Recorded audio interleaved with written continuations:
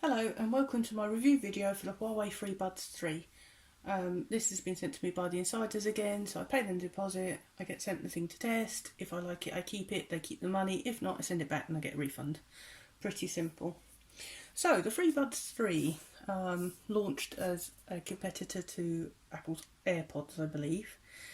These run a Kirin A1 processor and the battery is 410 mAh for the case itself, and each earbud has 30 mAh battery in. So what you do is you charge up the case and then it charges up the pods inside as well, which I really like, that this is a battery. I'll just take this out. This is actually like a power pack itself, so you don't have to keep charging it up all the time, you can just run it off that. The case is nice, it's light. I said this before, but it's small enough to carry around, but not small enough you're going to lose it. Reminds me a bit of a baby bell.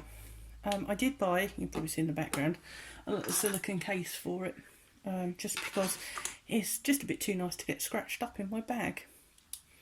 Because the plastics feel nice, it looks quite high quality. I'm assuming that's gone yellow because I've taken the buds out. There's little magnetic things in the bottom of there which you probably can't see very well, maybe just. So the pods, if I show you, just click back in. So they will line up and charge properly. So on the last mini review I did, I said, oh, these are great. I've had problems with earbuds before where they fall out my ears, but these ones managed to stay in. Well, because I've only had them a couple of days, I've just tested them around the house and hadn't gone up things like stairs or anything. I found as soon as I went on rough ground or again stairs, yeah, they immediately fell out, especially the right hand one. So I don't know if I've just got funny ears, but unfortunately they just would not stay in for any amount of time. Again, fine, if I was sitting down reading or even doing light cleaning, you know, something gentle, it wasn't a problem. But they did fall out, for example, when I was crossing the road the other day, which was a bit panic-inducing, because I'm always frightened I'd lose these sort of things anyway. In the end, because it's been quite cold, I actually put them on and put my earmuffs over the top, which held them in place. So that wasn't so bad, but obviously not an all-year-round solution. Other than that, though, the music quality that came out was fine. The bass was pretty good. I thought they might be a bit tinny, but no, they were actually all right. The big selling point about these is that they've got noise cancelling. And yes, that worked great. And what I particularly like as well, I will just fire up the app on my phone if you bear with me. What I particularly like is that you can adjust it. I'm just bringing the app up now. So it's the AI Life app you need. Just show you on there. There we go. My devices, there we go. So it's quite handy. It tells you what the charge level is of everything. Shortcuts is programming the earbuds, because you double tap the buds depending on what you want to do. So it was set originally for the left bud to be turning on and off the noise cancelling and right play next song, whereas I preferred it with play pause, so I changed it. And oh, sorry, I have to take it off camera. I can't quite do it one-handed in front of the camera. Noise cancelling, so you can turn it on or off. I noticed every time you took them out to put away is that the noise cancelling would cancel itself. So you had to turn it on every time, which was a bit annoying. But you can see you can adjust it up and down, which is quite good. I found having it about the middle was fine, but I've got quite a lot of busy roads around this way. So I didn't want to have it up too much in case I couldn't hear the traffic. Yeah, and then you can go into settings and stuff. Right, that's it. Update. It did want an update immediately after I loaded the app, but I mean it only took 2 minutes. It hardly took any time at all. Saying that, you can use the earbuds without the app. It's just that you can't get into the settings and change the tap settings and that sort of thing. I had it working with a non-Huawei phone, another Android phone. Apparently it will work with iOS as well, but I don't know. I don't know anyone who's got an Apple phone, so I couldn't try it. On our Android phones you can still download the Huawei AI Life app, but I didn't do that. I just used them as standard earphones. So, battery life. So supposedly they're touting that you can get about 4 hours from a single use. Then if you recharge them off the case and use them again, etc., etc., you should get 20 hours in total. So I did the test, and from dead, so I ran them out to completely nothing, to full charge was, bear with me, sorry, 26 minutes. So that was really pretty quick. I appreciate only a tiny battery, but I was quite impressed with that in half an hour, you know, you were full charge. And that only took the case down to 85%. So that was me just putting them back in the case, not hooking them up to the wall or anything. So that would be about right, because I got about 4.5 hours to 4 hours. It was a bit strange.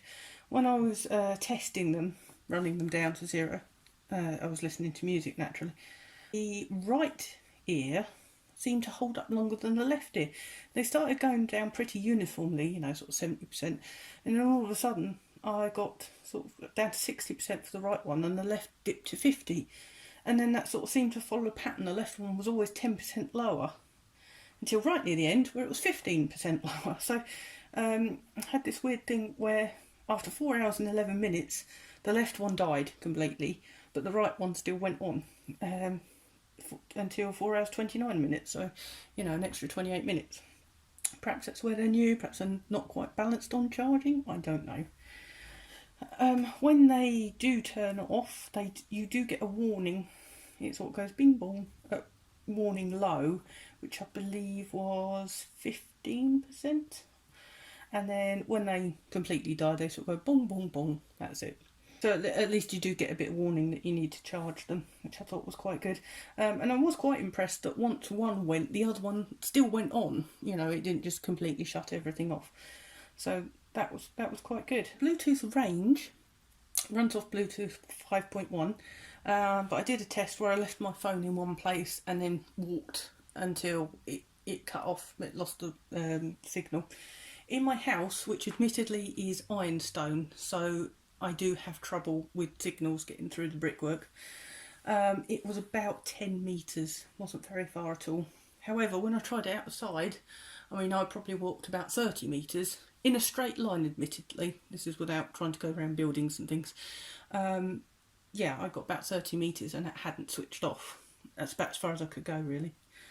So, yeah, the range isn't bad. At least you can move around a bit without having to be tied to your phone all the time.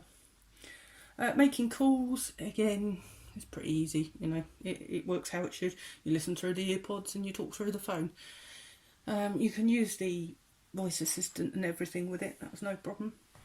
The only other thing to note, I think, really was you get little indicators. Ooh, sorry. There's a little indicator on the back. That's red when it's low on charge, green when it's charging, and the same with that one. But that designates the Earpods instead.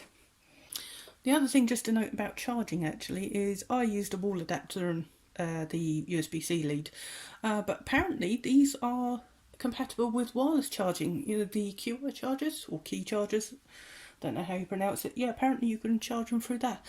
I don't have any of those, so I don't know how quick they would charge, but that is worth knowing, because I wasn't told that originally. I found that out later. So in conclusion, I think if you want this type of thing, they are an excellent alternative to the Apple AirPods. Again, for the value for money, I think is pretty good. So these are selling for £136.75 on Amazon. I think if you really do have a need for these type of things, you know, you need the portability, something light, these are for you. Definitely a good contender for Apple AirPods and the others. Definitely better value for money. The only thing I'd say is, I think if you want a really, really good high quality music, you're probably going to go for proper, like, over the ear earphones. And like I said, I had the problem where they kept falling out as soon as I hit anything awkward. I mean, there's no way I could go jogging with these because they just fall out all the time. So they're not particularly for me, I don't think. But I can see these being a good alternative to the others out there. And as I say, the quality itself is brilliant. I can't fault that at all. So thank you for watching, and hopefully I'll catch you on my next video. Bye.